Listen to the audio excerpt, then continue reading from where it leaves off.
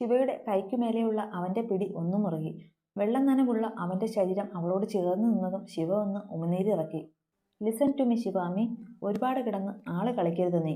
ഇന്നലെ രാത്രിയിൽ നീ കുറെ വാചകം അടിച്ചപ്പോൾ ഞാൻ മിണ്ടായിരുന്നത് നിന്നെ പേടിച്ചിട്ടാണെന്ന് കരുതിയോടി. എങ്കിൽ നിനക്ക് തെറ്റി. ഇത് വൈഭവാടി, മാണിക്യമംഗലത്തെ വൈഭവ് മഹേന്ദ്രവർമ്മ. എന്റെ താലിയും ഇട്ട് കെട്ടിലമ്മ ചമഞ്ഞ് എന്നോട് അധികാരം എടുക്കാനാണ് മോളുടെ ഉദ്ദേശമെങ്കിൽ അത് 8 പൂട്ടി നീ നിന്റെ കയ്യിൽ വെച്ചാൽ മതി. നിന്നെപ്പോലെ കാശിന് വേണ്ടി എന്തും ചെയ്യുന്ന കുറെ അവളുമാരെ കണ്ടിട്ടുണ്ട് വൈഭവ്. 5 or 10 കൊടുത്താൽ കൂടെ എന്തിനും തയ്യാറായി വരുന്ന വെറും തേർഡ് റേറ്റ് അതിലൊരുത്തിയാ നീ, അറിയാലോ. നിനക്കും ആവശ്യം എൻ്റെ കാശ് തന്നെയായിരുന്നു. അതിനുവേണ്ടി കെട്ടിയാടുന്ന വേഷമല്ലേ മോളിത്.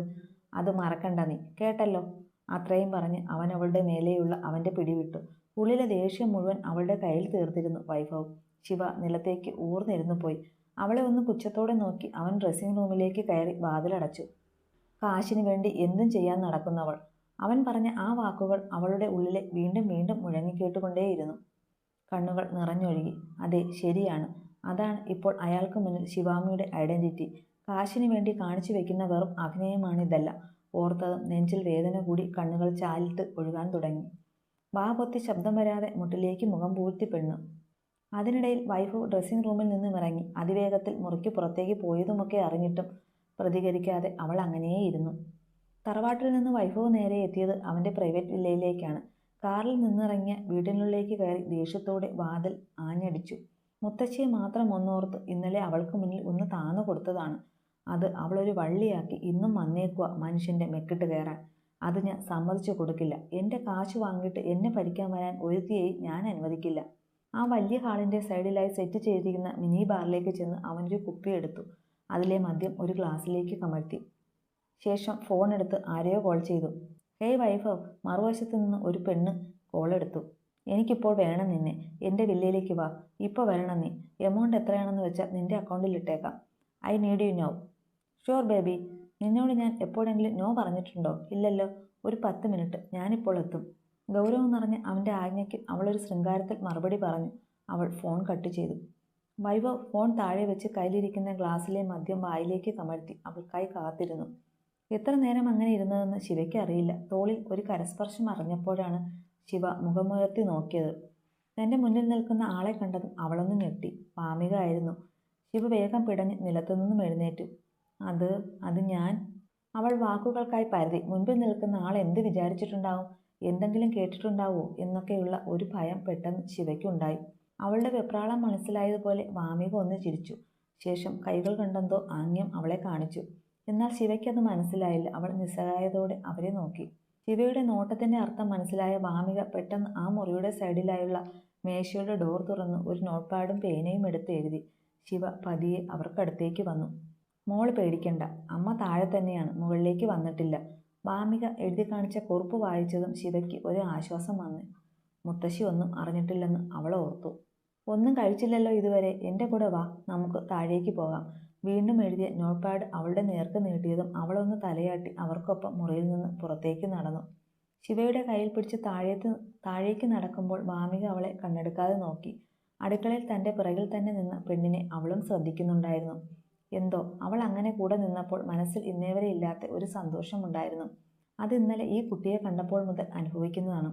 അമ്മ ഉണ്ണിയെ വിളിക്കാനായി മുകളിലേക്ക് പറഞ്ഞു വിട്ടിട്ട് പിന്നെ കുറേ നേരം കഴിഞ്ഞിട്ടും രണ്ടുപേരെയും താഴേക്ക് കാണാതെ ആയപ്പോൾ എന്തോ ഒരു സന്ദേഹം തോന്നി. അടുക്കളയിൽ നിന്ന് ഇറങ്ങി ചെന്നപ്പോഴാണ് മുഖമെല്ലാം വലിഞ്ഞു മുറുകി ദേഷ്യത്തോടെ ഇറങ്ങിപ്പോകുന്ന ഉണ്ണിയെ കണ്ടത്. അപ്പോഴേ നെഞ്ചൊന്നു പിടഞ്ഞു. രണ്ടുപേർക്കുമിടയിൽ എന്തോ ഉണ്ടായെന്ന് തോന്നി. പെട്ടെന്ന് മുകളിലേക്ക് പോകാൻ നിന്നപ്പോഴാണ് അച്ഛൻ പ്രാതൽ കഴിക്കാനായി വന്നിരുന്നത്. ഡയബറ്റീസ് ഉള്ളതുകൊണ്ട് അച്ഛന് സമയത്ത് കഴിക്കണം. പിന്നെ അച്ഛന് ഭക്ഷണം കൊടുത്തിട്ട് നേരെ മുകളിൽ അവരുടെ മുറിയിലേക്ക് പായുകയായിരുന്നു. ചാരിയിട്ടിരുന്ന കതക് തുറന്നു നോക്കിയപ്പോൾ കണ്ടത് നിലത്ത് മുഖം പൂഴ്ത്തിയിരിക്കുന്ന മോളെയാണ്. കരയുകയാണെന്ന് കൂടി മനസ്സിലായതും ഉള്ളൊന്നു പിടഞ്ഞു. നെഞ്ചിൽ വല്ലാത്തൊരു നോവറിഞ്ഞു. എന്താണെന്നറിയില്ല, പക്ഷേ ഇവൾക്ക് വേണ്ടിയുള്ള തൻ്റെ മനസ്സിൻ്റെ പിടപ്പ് താൻ അറിയുന്നുണ്ട്. വാമിക ഉള്ളാലെ ചിന്തിച്ചു. ആ, ഏട്ടത്തിയമ്മ വന്നോ? കുഞ്ഞേട്ടൻ ഹോസ്പിറ്റലിൽ പോയെന്ന് മുത്തശ്ശി പറഞ്ഞപ്പോഴേ ഞാൻ ഏട്ടത്തിയെ വിളിക്കാൻ മുറിയിലേക്ക് വരുമായിരുന്നു. അപ്പോഴാ മുത്തശ്ശി പറഞ്ഞത് അപ്പമ്മ പോയിട്ടുണ്ടെന്ന്. വാ വന്നേ, നമുക്ക് കഴിക്കാം. ഡൈനിങ് റൂമിൽ എത്തിയതും അപ്പു വന്ന് ശിവയോടായി പറഞ്ഞതും ശിവ വാമികയെ ഒന്ന് നോക്കി. അവർ അവരെ നോക്കി ഒന്ന് പതിയെ കണ്ണടച്ചു കാണിച്ചു. ഡോക്ടർ ഹോസ്പിറ്റലിൽ പോയെന്ന് അപ്പമ്മ മുത്തശ്ശിയോട് കള്ളം പറഞ്ഞതാണെന്ന് ശിവയ്ക്ക് മനസ്സിലായി. അപ്പുവും ശിവവും മാത്രമേ ആ വലിയ ഡൈനിങ് ടേബിളിന് അടുത്തേക്ക് ചെന്നു. ഇതെന്താ അപ്പു, ആരെയും കാണുന്നില്ലല്ലോ, ബാക്കി എല്ലാവരും എന്തിയേ? ശിവ ഒന്ന് ചുറ്റും കണ്ണോടിച്ചു. എല്ലാവരും കഴിച്ചിട്ട് പോയ ഏട്ടത്തി, ഇനി നമ്മൾ രണ്ടുപേരും അപ്പമ്മയും കൂടെയുള്ളൂ. ശിവയ്ക്ക് മറുപടി കൊടുത്തവൾ കസേരയിലേക്ക് ഇരുന്നു. ശിവയും അവളുടെ അടുത്തേക്ക് ഇരുന്നതും വാമിക അവൾക്ക് വിളമ്പാനായി വന്നു. അമ്മേ, അമ്മയിരിക്കും, നമുക്കൊന്നിച്ച് കഴിക്കാം. തനിക്ക് അടുത്ത് നിന്ന് വിളമ്പാൻ തുടങ്ങിയ വാമികയുടെ കയ്യിൽ പിടിച്ച് ശിവ പറഞ്ഞതും അവർ അവളെ ഞെട്ടി നോക്കി. വാമികയുടെ കണ്ണുകൾ നിറഞ്ഞു. ശിവയുടെ നാവിൽ നിന്നുള്ള അമ്മേ എന്ന വിളിയിൽ ഒരു നിമിഷം സ്തബ്ധയായി നിൽക്കുകയായിരുന്നു അവർ. എന്താ അമ്മേ, എന്താ പറ്റിയേ? ഞാൻ എന്തെങ്കിലും അരുതാത്തതായി പറഞ്ഞോ? അതോ എൻ്റെ കൂടെ ഇരിക്കല്ലേ? കണ്ണുകൾ നിറഞ്ഞു നിൽക്കുന്ന വാമികയെ നോക്കി ശിവ ചോദിച്ചതും അവർ ഇല്ലെന്ന് തലവേഗം 1-2 തവണ ചലിപ്പിച്ചു. എന്നാ വാ, ഇവിടെ എൻ്റെ ഒപ്പം ഇരിക്ക്. ശിവ ഒരു പുഞ്ചിരിയോടെ വാമികയുടെ കയ്യിൽ പിടിച്ചു പറഞ്ഞതും അവർ സന്തോഷത്തോടെ അവൾക്കടുത്ത കസേരയിലേക്ക് ഇരുന്നു. കുട്ടികളുടെ സംസാരം കേട്ട് മുറിയിൽ നിന്ന് വന്ന മുത്തശ്ശി കണ്ടത് പരസ്പരം വർത്തമാനം പറഞ്ഞ് ചിരിയോടെ ഭക്ഷണം കഴിക്കുന്ന അപ്പുവിനെയും ശിവയെയും പിന്നെ അവർക്കൊപ്പം ഇരിക്കുന്ന വാമികയെയുമായിരുന്നു. ഇത്രയും വർഷങ്ങൾക്കപ്പുറം മറ്റൊരാൾക്കൊപ്പം ഡൈനിങ് ഹാളിൽ ഇരുന്ന് കഴിക്കുന്ന തൻ്റെ മകളെ കണ്ടതും സന്തോഷം കൊണ്ട് ആ അമ്മയുടെ കണ്ണ് നിറഞ്ഞു. ഒറ്റ ദിവസം കൊണ്ട് മാണിക്യമംഗലത്ത് ശിവാമി എന്ന പെൺകുട്ടി കൊണ്ടുവന്ന മാറ്റം അവരറിഞ്ഞു. കുപ്പയിൽ കിടന്ന മാണിക്യം തന്നെയാണ് തൻ്റെ കൊച്ചുമകൻ്റെ കൈ പിടിച്ച് വലതു കാൽ വെച്ച് ഈ പടി കയറി വന്നതെന്ന് അവർ ഉള്ളാലെ ഉറപ്പിച്ചു. എന്നാൽ അതേസമയം വൈഭവിൻ്റെ വില്ലയിലേക്ക് ഒരു കാർ വന്നു നിന്നു. അതിൽ നിന്ന് ഒരു പെണ്ണിറങ്ങി. മുട്ടിന് മേലെ തുടയ്ക്ക് താഴെയായി നിൽക്കുന്ന ടൈറ്റ് ട്യൂബ് റെഡ് കളർ ഡ്രസ്സുമിട്ട് ചുവപ്പ് കളർ ചെയ്ത മുടി ലൂസായി ഇട്ടിട്ടുണ്ട്. I am here mister Vaibhav Varma. ചുണ്ടിലണിഞ്ഞ ചായത്തിനൊപ്പം പിടിച്ച് ഒരു തരം വശ്യതയോടെ അവൾ ആ വീട് നോക്കി പറഞ്ഞു. രാവിലെ മുതൽ ശിവ അപ്പുവിനൊപ്പം തന്നെയായിരുന്നു. തറവാട്ടിലുള്ളവരെ പറ്റിയും എല്ലാം ശിവയോട് വാതോരാതെ സംസാരിച്ചു അപ്പു. അതിൽ നിന്ന് അവൾക്ക് പലതും മനസ്സിലായിരുന്നു. കൂട്ടത്തിൽ ഡോക്ടറുടെ അമ്മായിമാരെയും. ഇന്നലെ വന്നപ്പോൾ മുതൽ വിദ്യ അമ്മായി അവളെ കാണുമ്പോഴെല്ലാം മുഖം വീർപ്പിക്കുന്നതും ഉച്ചയ്ക്ക് കഴിക്കാൻ ഒന്നിച്ചിരുന്നപ്പോഴെല്ലാമുള്ള മുറുമുറുക്കും അവൾ ശ്രദ്ധിച്ചിരുന്നു. സ്വന്തം മകളെ മുറച്ചെറുക്കനായ ഡോക്ടറെ കൊണ്ട് വിവാഹം കഴിപ്പിക്കാൻ പറ്റാത്തതിൻ്റെ അമർഷമാണ് അതെന്ന് മനസ്സിലാക്കാൻ ശിവയ്ക്ക് അധിക സമയം വേണ്ടി വന്നില്ല. വൈകുന്നേരം അപ്പുമായി തറവാടിന് ചുറ്റും പറമ്പിലൂടെയും തൊടിയിലൂടെയും മറ്റും നടപ്പായിരുന്നു ശിവ. പഴയ മാണിക്യമംഗലം തറവാടൊന്ന് പുതുക്കി പണിതതാണ് ഇപ്പോൾ ഉള്ള വീട്. പഴമ നിലനിർത്തിക്കൊണ്ട് ആദ്യ വീടിനേക്കാളും ആധുനികമായി തന്നെയുള്ള ആഢ്യത്തിലാണ് പുതിയ തറവാട് പണി കഴിപ്പിച്ചത്.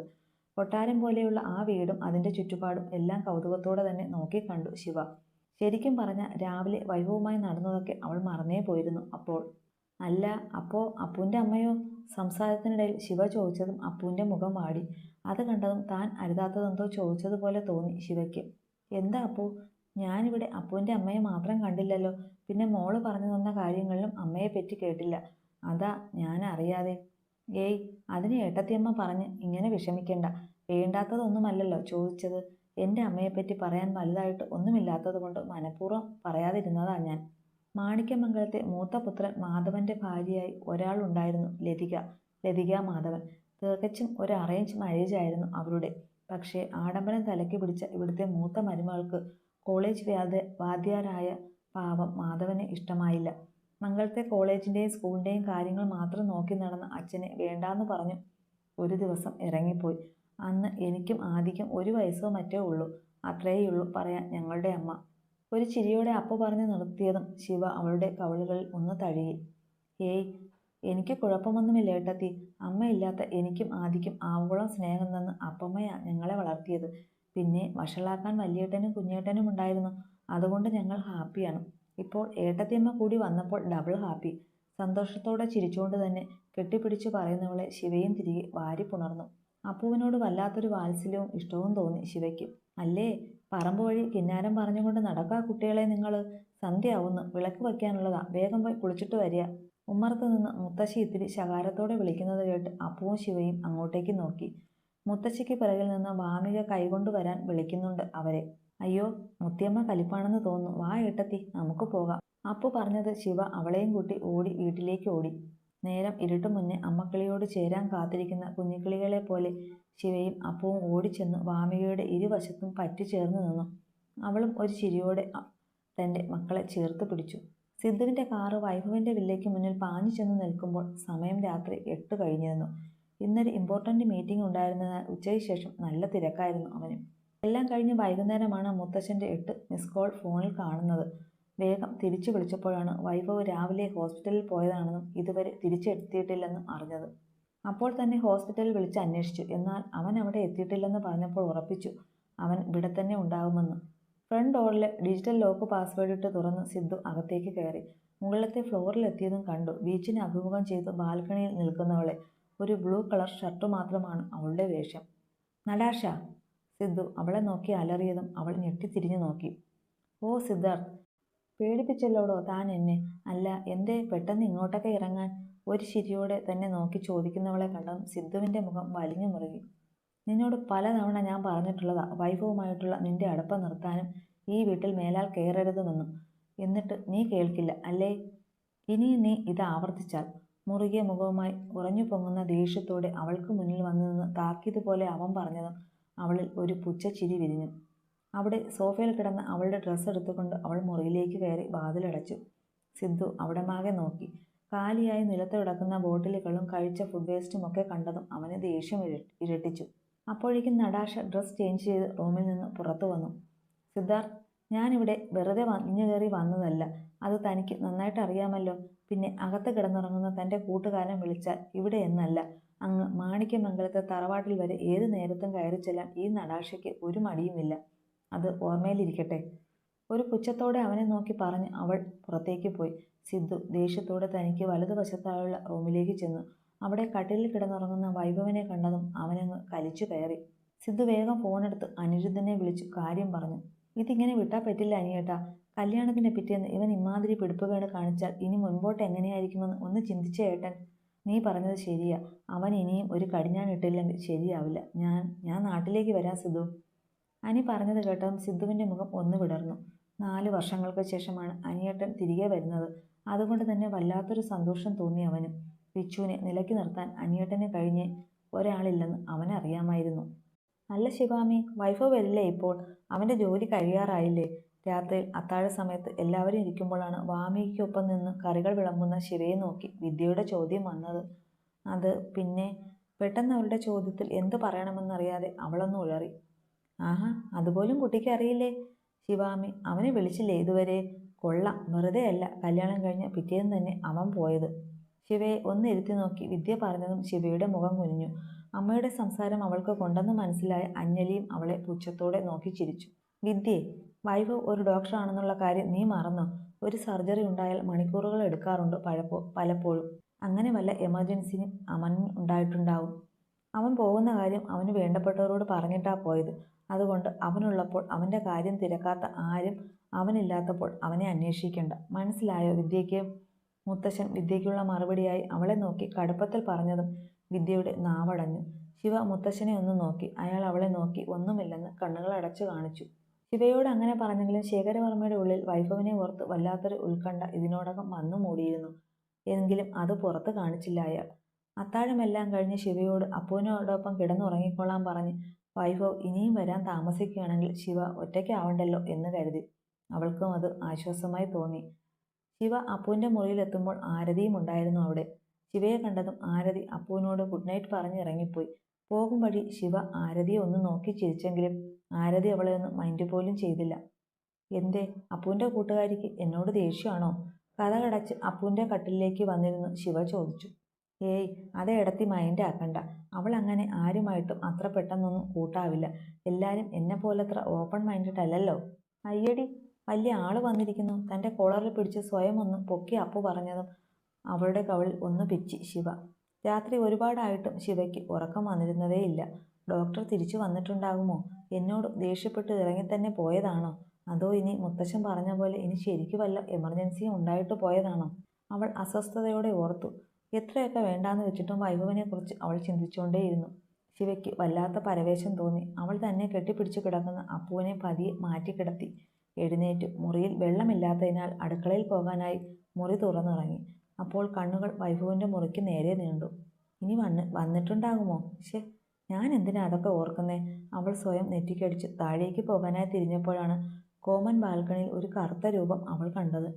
ഞെട്ടിപ്പോയ ശിവ ഒരു നിമിഷം സ്തബ്ധയായി നിന്നു.